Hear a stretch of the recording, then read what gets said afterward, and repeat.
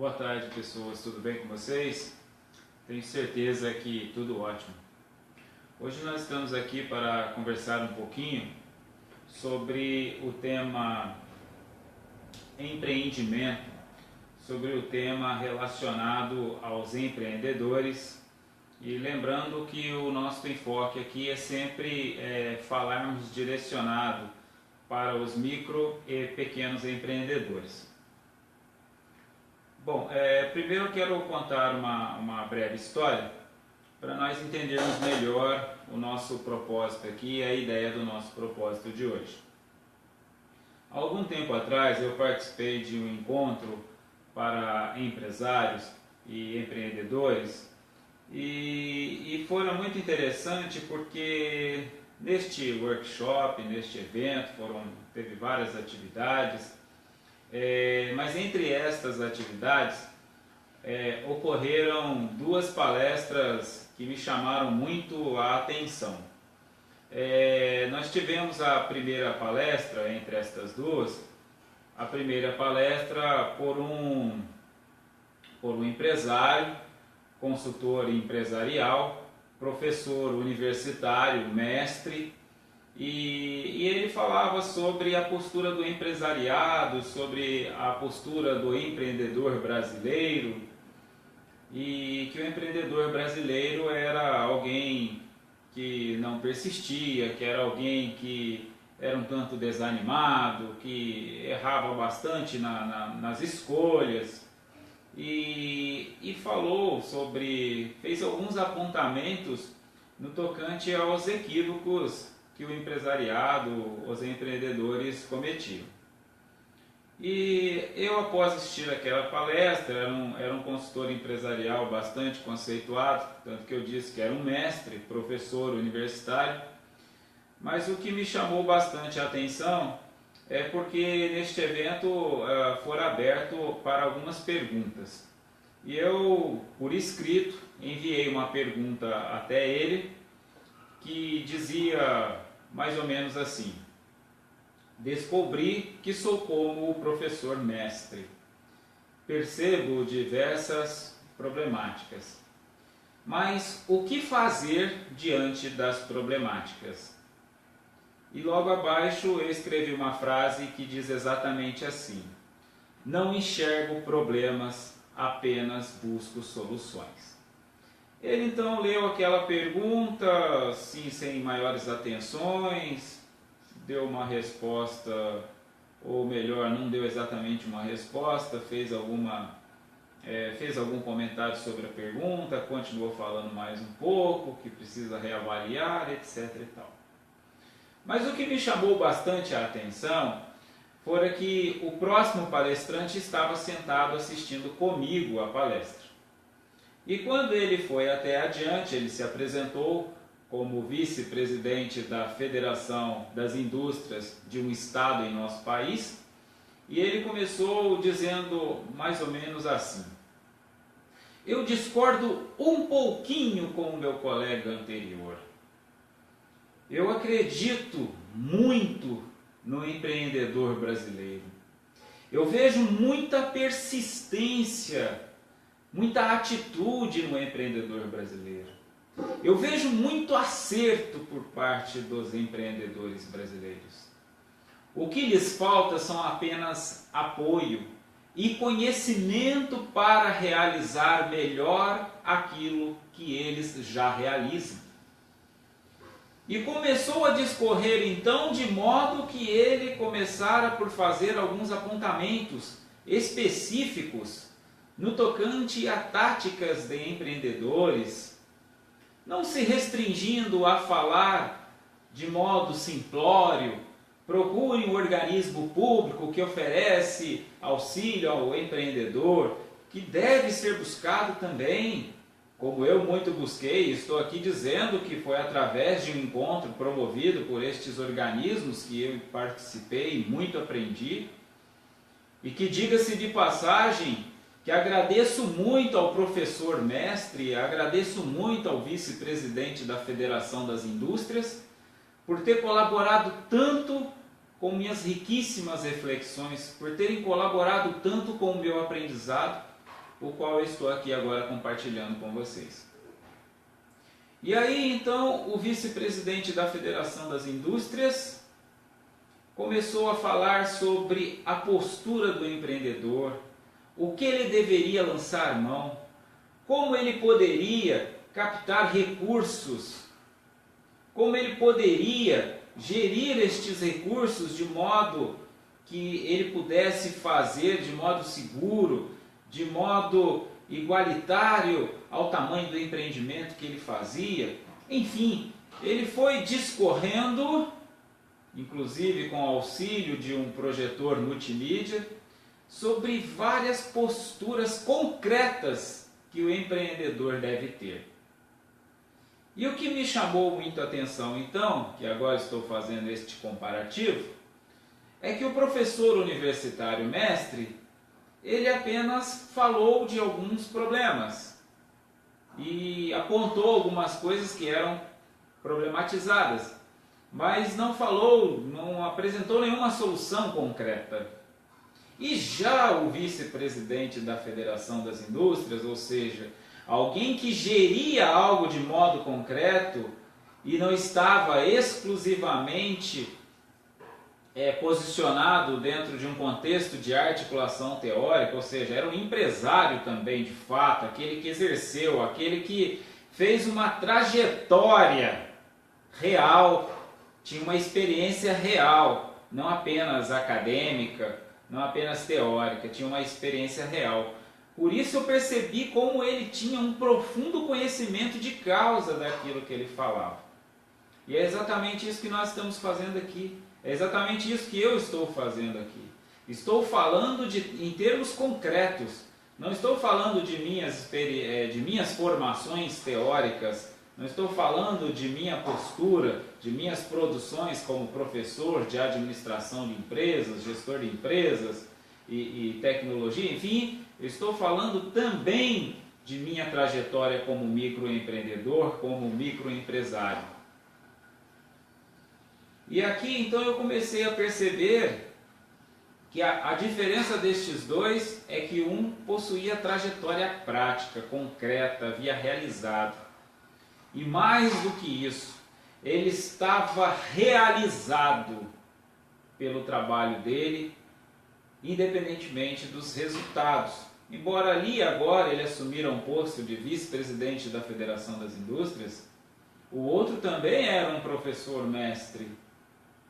Mas a realização do vice-presidente era a realização de conhecer de perto a realidade do empresariado, desde as primeiras fases, desde os microempreendimentos, e de modo que ele conhecera tal qual ele falava com aquele conhecimento de causa. E aí ele foi discorrendo, fazendo os apontamentos, e comecei a observar que aquilo começou a esclarecer para mim, de modo que eu comecei a estar diante de algo que eu nunca havia visto. Ele começou a falar de projetos, de sistemas que existia, que poderia ser lançado mão e que eu não conhecia. Ou seja, ele começou a agregar em mim de fato. E o que é interessante é que, resumindo esta história, o nosso foco aqui é enfatizar o foco. O nosso eixo central de nossa palestra agora é falarmos do foco. Em uma de minhas publicações acadêmicas, está aí o link em minha página, em minha fanpage do Facebook, há uma aula de administração que, ao fazer uma projeção multimídia, esta aula eu utilizei do recurso da projeção multimídia, e nesta projeção então eu tinha uma frase inicial. E é uma frase muito simples que talvez muitos alunos tenham já escutado, tenham ouvido, muito empreendedor tem ouvido, mas como eu disse, é o foco central de nossa palestra, que é foco. A frase é de Philip Kotler. Ela diz o seguinte: as companhias prestam muita atenção ao custo de fazer alguma coisa. Deviam preocupar-se mais com os custos de fazer nada. Embora aqui Kotler fale em característica para indústrias, né, fala voltado para as companhias, aqui eu estou transportando a ideia para o microempreendimento, para o microempreendedor, para o microempresário. Nós devemos prestar atenção, muita atenção, ao custo de não fazer nada, né? Ou seja, nós precisamos focar, ter muita atenção ao custo de fazer alguma coisa. Parece um trocadilho, mas o que está dizendo aqui é que o nosso enfoque deve ser a solução, deve ser o fazer alguma coisa do modo mais eficiente possível. E não nos preocuparmos com os problemas, não nos preocuparmos com os cortes, com os custos. Recentemente, fazendo assessoramento em uma empresa, me deparei com uma situação bem interessante. O gestor desta empresa começara por fazer cortes, porque ele acreditou numa crise que estaria existindo e começou por conta disso, porque ele teve uma queda na receita da empresa e começou com isso a fazer cortes. E começou a fazer cortes primariamente a publicidade, no marketing, começou a fazer corte de pessoal, ou seja, deixou de fazer alguns investimentos. E começou, além de deixar de fazer alguns investimentos, começou a fazer alguns cortes. Chegando inclusive a cortar custos básicos. E de repente eu percebendo aquela situação, fazendo aquela assessoria, comecei a investigar como estavam as empresas do mesmo setor. Como que as empresas do mesmo setor, do mesmo segmento estavam fazendo naquele momento. E eu percebi que algumas começaram a fazer investimentos exatamente naquele período que esta empresa que eu assessorei estava fazendo cortes. E o que nós observamos isso quando nós fazemos uma contextualização? Que quando nós estamos em algum período, que alguns chamam de crise, o que é a crise? A crise não é uma queda do mercado. A crise é o arrefecimento dos menos preparados. Tanto que os mais preparados encontram na crise uma oportunidade. Tanto que os mais preparados encontram na crise um nicho para algo desenvolver. É aí, por exemplo, que o meu amigo Geraldo Rufino encerra 2016 com um ano de faturamento superior aos anos anteriores.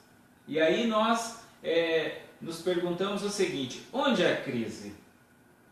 Primeiro que nós precisamos fazer uma dissociação que pouco comum nós fazemos, que é no tocante a perceber a diferença entre o que é uma questão econômica, social, o que é uma questão macroeconômica, o que é uma questão microeconômica e o que é uma questão econômica individual. São coisas completamente distintas. Ou seja, em termos de macroeconomia, há um arrefecimento? Sim. Em termos de microeconomia, temos um arrefecimento? Nem sempre. Vai depender do contexto que nós iremos analisar. Alguns municípios, por exemplo, tiveram maiores faturamentos nestes últimos anos, por conta de investimentos em turismo, porque se eventualmente, em termos macroeconômicos, alguns setores deixaram de produzir, o fato é que em alguns aspectos há um crescimento. Ou seja, nós temos situações enquanto em alguns setores estão diminuindo, outros estão se elevando. Enquanto, por exemplo, a produção industrial automobilística diminuiu, nós temos o sistema de comercialização de produtos recicláveis, enfim, inclusive, diga-se de passagem, é o caso do meu amigo Geraldo Rufino, né? Ou seja, enquanto a produção de caminhões, de veículos diesel diminuiu, por conta disso ele aumentou sua receita com a venda de peças usadas. Né? Ou seja, precisamos dissociar exatamente o que é uma questão macroeconômica de uma microeconômica, o que é uma questão econômica social, uma questão econômica individual. E aí, quando nós começamos a compreender que uma questão macroeconômica em recrudescimento não implica numa questão de recrudescimento de uma economia individual e de uma microeconomia, como eu falei, por exemplo, vai depender de alguns municípios, e quanto à individual, vai depender do empreendedorismo do indivíduo. Porque o indivíduo, ele pode estar empregado numa indústria, e neste contexto de situação, neste período de situação macroeconômica de recrudescimento, ele pode ser dispensado. Então, ele seguiu de modo análogo ao segmento da macroeconomia. Em contrapartida, ele pode estar empregado numa empresa que neste período de recrudescimento da macroeconomia, ele angariou um segundo emprego, se prevenindo de uma eventual dispensa, ou angariou uma segunda fonte de renda, se prevenindo de uma eventual dispensa. Só que pelo fato dele ser empreendedor, proativo, profissional, à frente de muitos outros tantos, ele não foi selecionado pela diretoria, pelas questões, decisão da diretoria, decisão dos departamentos de recursos humanos, do departamento de gestão de pessoas, ele não for escolhido como alguém que fora demitido. Logo, embora nós poderíamos estar numa questão de recrudescimento da macroeconomia, nós tivemos um arrefecimento de uma economia individual.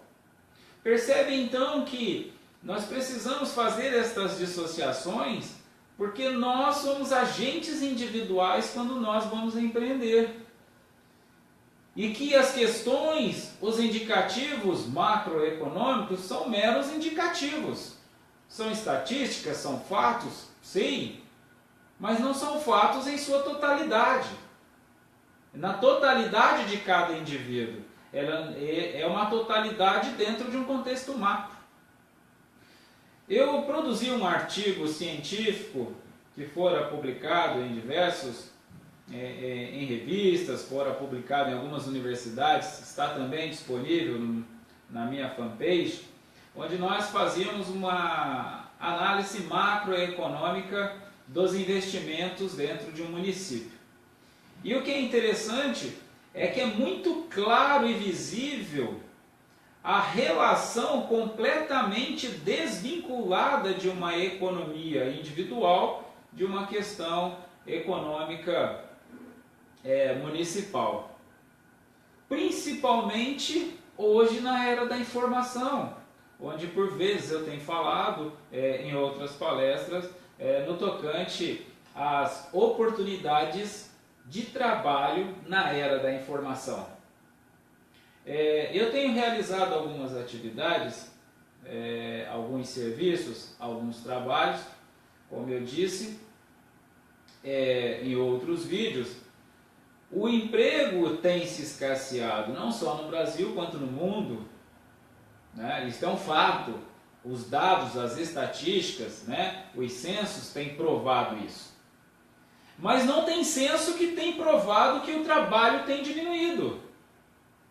Nós não temos censos que provem que o trabalho tem diminuído. Bem pelo contrário. As oportunidades de trabalho têm aumentado na era da informação. As formas de trabalho, as formas de empreender, as infinitas formas de realizações. Nós temos a impressão de que o trabalho estaria diminuindo se nós entendermos o trabalho como emprego. Logo o emprego escasseando, logo o trabalho estaria escasseando. Mas se nós compreendermos o trabalho como toda ocupação útil, e que por sua vez ela não necessariamente precisa estar vinculada ao emprego para que seja remunerada, isto na era da informação, logo não há qualquer relação. Eu tenho realizado alguns trabalhos, está na minha fanpage do Facebook, alguns dos trabalhos que eu tenho feito, e eu tenho realizado trabalho inclusive para outros países. E entre estes países dos quais eu tenho desenvolvido alguns trabalhos, alguns de meus trabalhos têm servido de base para milhares de pessoas em países como Portugal, Holanda, França, Itália, Suíça, Argentina e Angola. E aqui eu estou me atinando por um amigo na Angola. Eu me lembrei porque eu tenho um amigo na Angola, né, um companheiro de trabalho, diríamos assim, né, que curiosamente ele está na Angola, aonde a situação econômica não é, diríamos, em termos de análise macro, não muito favorável, mas ele, diferentemente da regra, ele tem desenvolvido uma economia individual muito vantajosa. E como ele faz isso? Ele faz coaching no Brasil. Coach ou coaching, né? Coach, seja lá como nós gostamos de chamar. Mas o que eu estou atinando aqui é que eu já conheço ele há vários anos e durante muitos anos ele da Angola tem trabalhado e prestado serviços no Brasil, principalmente no Brasil. E o que é muito interessante então, é que eu estou falando de um angolano que tem prestado bastante serviço no Brasil, ou seja, tem trabalhado para brasileiros, tem desenvolvido seu trabalho também no Brasil e com isso tem obtido renda, né? Tem obtido ganhos. Por isso que eu tenho falado em minhas palestras, na era da informação, com a revolução científica tecnológica, nós precisamos avançar nos nossos paradigmas de trabalho, de relação social. Nós precisamos avançar nas possibilidades de trabalho. Uma vez que nós estamos na era da informação, o conhecimento é o poder de trabalho. O conhecimento é aquilo que vai gerar para nós a condição de trabalhar. E eu estou aqui observando que um angolano presta serviço aqui para nós no Brasil e muitas vezes este angolano poderia estar fazendo um trabalho que qualquer brasileiro poderia estar fazendo, né? E eu estou dizendo aqui que eu também presto serviços para vários países. Já falei em outras palestras aqui, eu tenho oferecido meus serviços para empresas e pessoas de todo o Brasil. Tenho palestrado em Espírito Santo, Rio de Janeiro, tenho palestrado em organizações e tenho desenvolvido um trabalho, porque a era da informação permite que assim seja. A era da informação permite que trabalhemos, e observe que eu estou falando de trabalho e não estou falando de manufaturas, né? Eu sempre tenho feito esta observação, né? O trabalho não implica numa relação direta com a manufatura. A manufatura ela pode ser parte do trabalho, mas não consiste no trabalho. Tanto que os maiores produtores de trabalho, diríamos assim, aqueles que mais trabalham, que mais produzem, Não são aqueles que têm mais resultados, não são aqueles que mais trabalham manufaturadamente, né? Se fosse esta a lógica, os coletores de lixo seriam os mais bem remunerados. Aliás, a nossa Constituição Federal já preza que o trabalho deve ser remunerado de acordo com a complexidade de sua realização. Ou seja, o trabalho que demanda mais conhecimento é aquele que deve ser melhor remunerado. Mas a Constituição Federal data de 1988, período particularmente nascente, recentemente nascido, a era da informação ainda estava surgindo. E vale lembrar que a Constituição Federal de 1998, ela teve alguns arremates, mas ela já era uma Constituição que viria se constituindo na Constituição anterior, ou seja, no período de décadas antes ainda. Então, o que acaba ocorrendo é que a própria Constituição, embora reconheça que um trabalho remunerado deve partir de pressupostos de complexidade, portanto, atinando a questão do conhecimento, aqui eu estou fazendo a observação de que o trabalho, para ser bem remunerado, implica no conhecimento. Já é uma visão que está se percebendo, que a Constituição já percebeu. Então o trabalho não tem mais não tem já reconhecido pela Constituição uma relação direta com a manufatura, e estou dizendo que na era da informação, a possibilidade de trabalho, o trabalho não tem mais qualquer relação direta com a manufatura. Tanto que eu estou dizendo que os nossos maiores resultados são obtidos por pessoas que possuem maior conhecimento, seja no tocante a algumas atividades profissionais, seja no tocante a empreendimentos.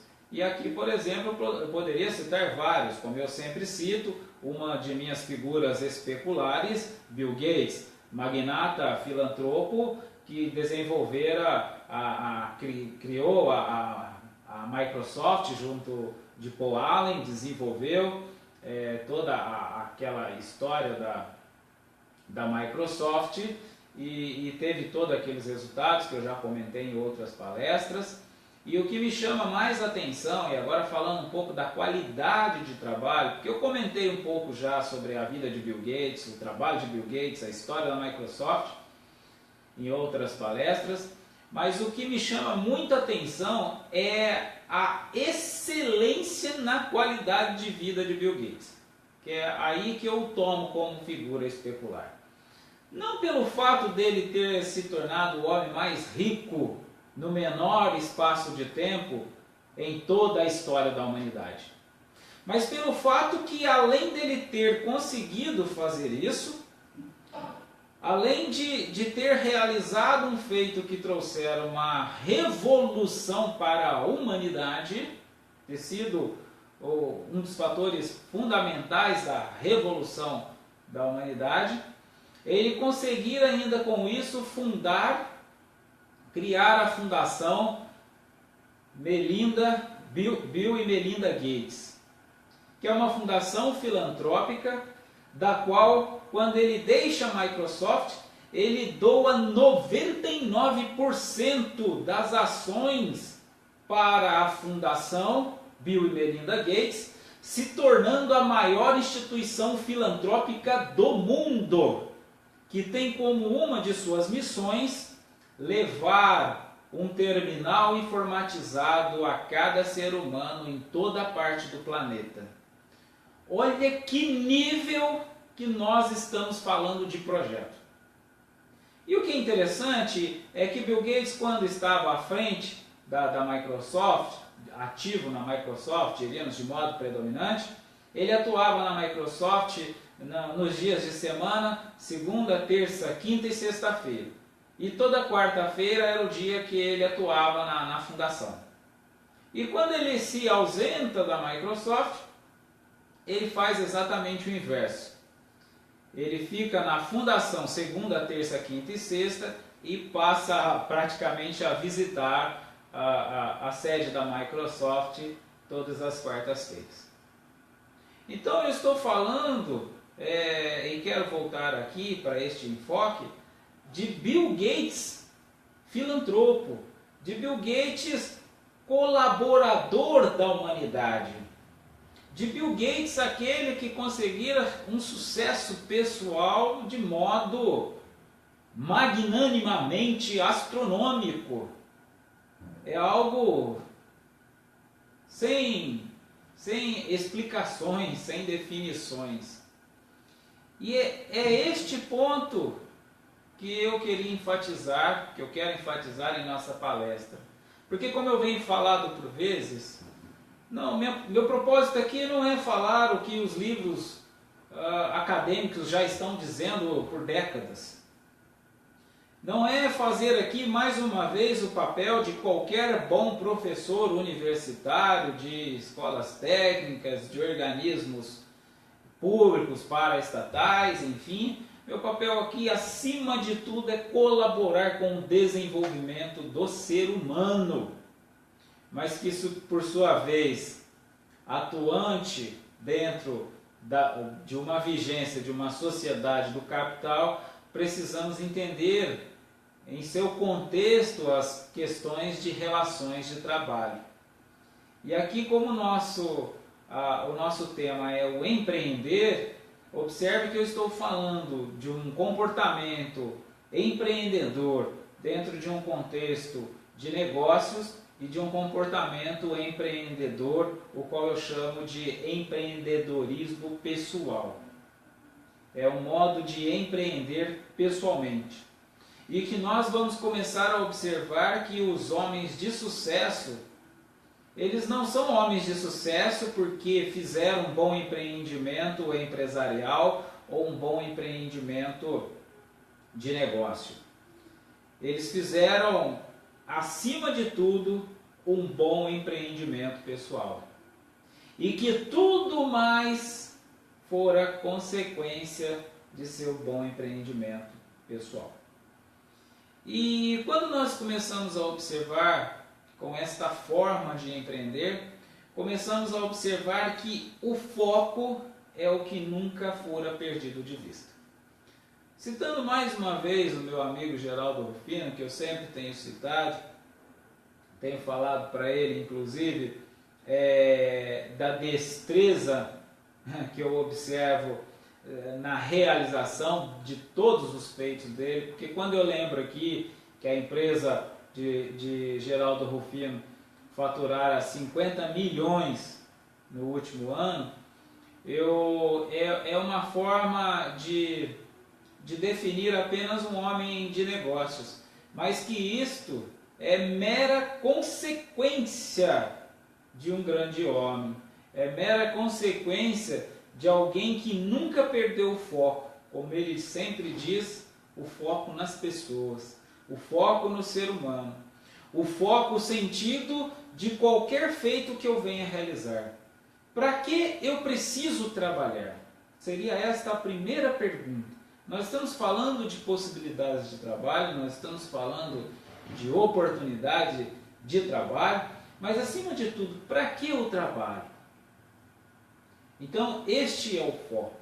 E quando nós começamos a focar que o nosso objetivo são as pessoas, o nosso objetivo são as soluções, e as soluções implicam nas soluções para as pessoas, não implica nos problemas, não implica em eventuais problemas que nós começamos a observar nas pessoas, que por sua vez nós começamos a observar em nossos empreendimentos, mas sim nas soluções. Em outras palavras, as nossas soluções somos nós e as pessoas que estão conosco em nossos empreendimentos. Então, o melhor empreendimento, a melhor realização, como dissera o vice-presidente da Fiesp, como fez o vice-presidente da Federação das Indústrias, ele focou e fez apontamentos em soluções, trabalhou com as soluções. E as soluções dos microempreendimentos e dos pequenos empreendimentos são as boas relações com as poucas pessoas que farão parte deste empreendimento. Então, se eu espero ter sucesso no empreendimento, e aqui quando eu falo ter sucesso no empreendimento, não falo apenas no tocante ao dono de um negócio.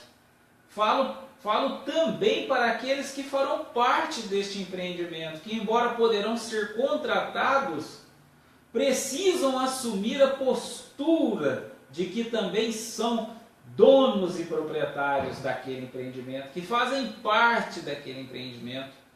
O gestor daquele empreendimento precisa ter consciência que ele não conseguirá ser gestor sozinho, até porque ele é pequenino. Mais do que ninguém ele precisará unir forças.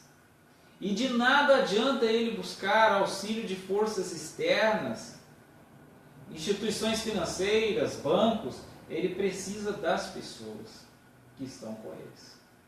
E mais uma vez reitero e falo aqui por experiência própria. Eu que já empresariei utilizando centenas de milhares de reais, descobri que o sucesso só é possível quando todas as pessoas são consideradas, a começar por aquelas que estão juntas de você. Eu já tive centenas de milhares de reais disponíveis e isto não implicou em grandes empreendimentos. E é exatamente isso que nós não podemos perder de foco. Geraldo Rufino conta em uma entrevista, aliás ele conta no livro dele também, O Catador de Sonhos, que ele já quebrou 4 ou 5 vezes, se eu não me engano. A última vez que ele quebrou, fora deixando uma dívida em aberto de 16 milhões de reais. E ele conta que isso não foi erro de estratégia, que isso não foi porque ele tinha algum problema que ele não viu, foi porque ele perdeu o foco, as pessoas, a começar por ele mesmo. Como ele diz, ele quebrou por vaidade. Quando ele começou a achar que ele estava distante das pessoas, que ele estava acima de algumas pessoas, foi quando ele não conseguiu manter a hora certa no lugar certo. Então, com o nosso discernimento, usamos de modo em nosso favor e ao favor daqueles que estiverem ao nosso entorno. E como bem diz Geraldo Rufino, em sua última conversa, que fora uma pequena conversa que ele fez de modo bastante informal, onde ele comentava sobre a questão de membros da família trabalhando no próprio negócio, onde ele dizia que o membro da família, o familiar, trabalhando junto no empreendimento, não deve ser aquele quem deva vestir a camisa, deve ser aquele que deve tatuar a empresa. Não vestir a camisa da empresa não basta, ele deve tatuar a empresa no corpo. Ele deve ser aquele que mais realiza perante os demais. E se este familiar não compreender isto, ele deve trabalhar em outra empresa. Simples assim. Ou seja, nós precisamos ter posturas concretas. Precisamos agir em função do interesse de todos que fazem parte naquele empreendimento. E se eventualmente alguém que está dentro deste empreendimento não está compreendendo, ele deve sair. Mas eu devo compreender que eu preciso considerar os que querem estar dentro deste empreendimento, para que eu então não seja aquele que tente empreender somente sozinho. Porque este é o segredo do insucesso, tentar empreender sozinho. Então eu empreendo com pessoas, mas eu preciso perceber quem são estas pessoas que querem empreender comigo. É por isso que eu digo na minha fanpage que, acima de tudo, a HC Consultoria busca aliar-se com pessoas que desejam o desenvolvimento humano. Só isso. Não estou querendo vender serviço, não estou querendo vender curso, não estou querendo vender palestras. Estou simplesmente buscando o desenvolvimento humano e de todos aqueles que desejam isso comigo. Só isso. O resto é tudo consequência. Os meus amigos, meus amados amigos, os quais eu volta e meia falo com eles, e alguns têm feito um trabalho por todo o Brasil e pelo mundo, inclusive um deles fará um trabalho agora no mês que vem na França, pessoalmente. O que é muito interessante é que todos nós simplesmente buscamos o desenvolvimento humano, sendo o resto mera consequência. E não estou falando aqui em tamanho de empreendimento. Embora eu mais uma vez repito, o nosso foco aqui, o nosso enfoque é tratar dentro de um contexto de micro e pequenos empreendimentos, mas neste quesito a situação é a mesma. É a mesma para Bill Gates, é a mesma para um pequeno empreendimento de prestação de serviços na área de TI. Relacionar-se com as pessoas certas, no momento certo, nos lugares certos. Compreender esta dinâmica. Isso muitas vezes implica que nós precisaremos sim de apoio, mas apoio de pessoas que nos agreguem, de pessoas que têm algo a oferecer para nós. Então, mais uma vez, agora fazendo o encerramento, nosso tema aqui que é empreender. Observe que nós não estamos seguindo aqueles paradigmas de empreendimento. Inclusive contei uma história onde um professor universitário mestre falava de um empreendimento, de modo, diremos, seguindo aquele paradigma comum, de que brasileiro só quer saber de futebol, mas fazendo uma generalização. E aqui eu fiz algumas observações no tocante à dissociação de uma macroeconomia, de uma microeconomia, de uma economia social, de uma economia individual. Nós somos individualidades. Nós não somos o orçamento do país. Nosso salário não é o orçamento do país, nosso salário é o nosso orçamento doméstico. Esta é a economia que nós temos que aprender, a conhecer, a compreender e a trabalhar com ela. E buscar compreender todos os aspectos que envolvem a economia doméstica, o faturamento doméstico, a receita doméstica. E eu não posso jogar tudo isso nas costas do emprego, nas costas das políticas públicas, nas costas de gestores públicos. Porque eu quem tenho o orçamento doméstico, eu quem sou responsável pelo orçamento doméstico. E este orçamento deve ser gerido por mim. Então eu preciso compreender. E é neste quesito que muitas das vezes nós precisaremos do auxílio profissional, de um consultor. E quando eu falo consultor, não estou falando apenas de um consultor de negócios, de um consultor, de um assessor em negócios, como é o meu caso, por exemplo, que eu falo em outros vídeos também, presto consultoria, assessoria para várias pessoas e empresas. Mas às vezes o nosso consultor, para me auxiliar, pode ser um profissional de uma outra área, pode ser um profissional psicólogo, pode ser um profissional terapeuta, pode ser um profissional pedagogo, pode ser um educador. Porque uma vez que nós falamos de orçamento doméstico, nós estamos falando de clã familiar. E clã familiar nós estamos falando também dos aspectos educacionais de nossos filhos. Porque muitas das vezes o nosso problema no desenvolvimento humano não é a questão orçamentária em si. É a questão relacional com o filho, que delimita a minha gestão orçamentária. Há filhos que gastam mais do que os pais estão conseguindo ganhar. Há filhos que têm gerado custos que os pais não têm conseguido suprir. Enfim, nós precisamos entender toda esta dinâmica que envolve o ser humano, mas dentro de um nosso contexto mais próximo. De nada adianta nós ficarmos observando as questões macro e esquecemos das questões individuais.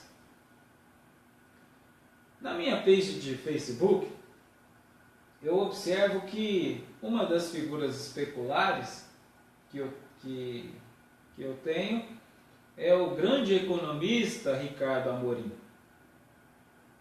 Mas observe o seguinte, eu estou dizendo que é uma das figuras especulares.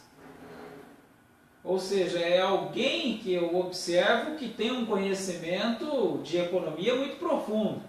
Mas que economia que Ricardo Amorim tem um conhecimento muito profundo? A macroeconomia é a economia dele. A minha economia pessoal ele não conhece nada. Sou eu que preciso entender. Então não adianta eu todo dia assistir Ricardo Amorim falando da economia do Brasil e do mundo e não estou tendo a menor noção sobre a minha economia. Não adianta eu ficar vendo telejornal falando sobre as questões econômicas do meu estado e eu não tenho a menor noção de como gerir a minha economia familiar. Não adianta eu ficar lendo os jornais de meu município falando das questões econômicas de meu município e mais uma vez eu não tenho a menor noção do que fazer com a minha economia familiar. Então foco! Vamos focar em nós mesmos, nós individualidades, para entendermos nós mesmos, para entendermos o trabalho relacionado a nós mesmos, para compreendermos a nossa economia, para que deste modo então façamos as coisas com foco. Então, este é o nosso tema, empreender com foco. Esta é a nossa palestra sobre empreendimento com foco. Quem tiver alguma dúvida, alguma pergunta, tiver algo a acrescentar, nos encontramos em completa disposição. Muito obrigado mais uma vez pela colaboração de todos vocês. Muito obrigado.